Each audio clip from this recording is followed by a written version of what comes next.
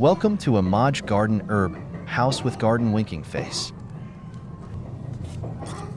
There are three main ways to fix an aloe vera. 1. Stem that's too long, which are to cut back your plant. 2. Transfer it. 3.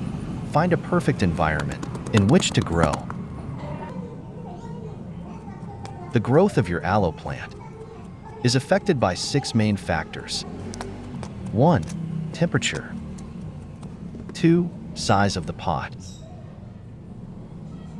3. Water levels. 4. Fertilization. 5. Light. 6.